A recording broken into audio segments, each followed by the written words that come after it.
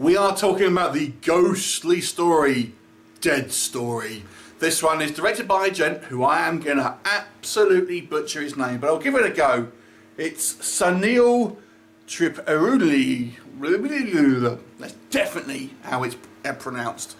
Anyway, this is a very basic ghost story, and it focuses on this couple as they have bought this dream house. This house in the middle of nowhere. However, this house may have a very dark past, as we learn through some exposition that there may have been a series of murders that seem to happen every so often when they're here. So, we get to this house and our couple, our kind of life's great first of all, but the wife, who is a photographer, so she's at home quite a lot whilst the guys are out at work, starts to kind of see visions and stuff like that, and there seems to be some type of horrific ghost haunting the premises. Add to that, you've got the mother-in-law from hell who is making life difficult for her, and that's your basic story.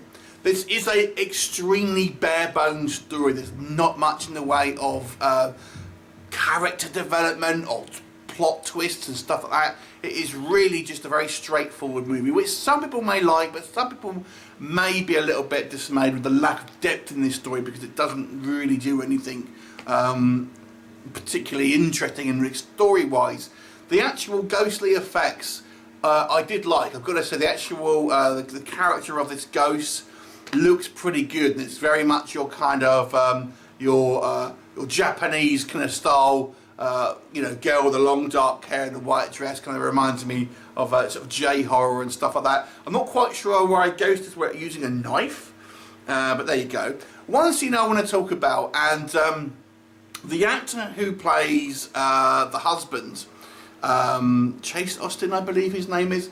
I'm sure he's channeling Nicolas Cage, and I just want to say this one thing.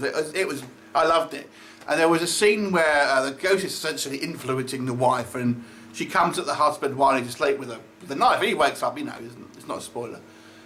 But when he kind of is kind of confronting her about that, he is literally channeling Nicolas Cage. I thought, man, I'm just seeing Nicolas Cage having one of his patented freakouts in this particular scene. I thought it was great. I actually thought the lead actress was pretty good here, and I liked the fact that she was kind of rather than kind of the typical oh, I'm going crazy, but no one believes me, which is in there, she almost tries to kind of play it down to a certain degree, and almost no, everything's fine, because she's aware that people are thinking she's kind of crazy, and almost tries to sort of, when it's not in her face so much, say, no, everything's fine, because she knows she goes on about it too much. Her husband's going to freak out. I kind of call it that. It was actually a little bit kind of a little bit different to what you normally see. The mother-in-laws have got to be a little bit over the top, I will say that.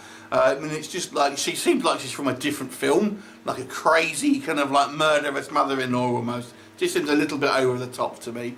The real problem with this film, like I've said though, it's well made, but there's just not much there in regards to kind of any type of interesting story or twists and turns. It's a very basic haunting movie, which is okay if that's what you want. So I'll give this movie a 5 out of 10. It's a solidly made film with good characters, good performances, but just nothing special about it ultimately. A couple of good effects, I liked it. Worth a watch if you like a haunted house film, but you'll probably not remember it after a day or so. Have you seen it? What did you think of it? Leave me a comment. It's 5 out of 10 for me. Bye for now.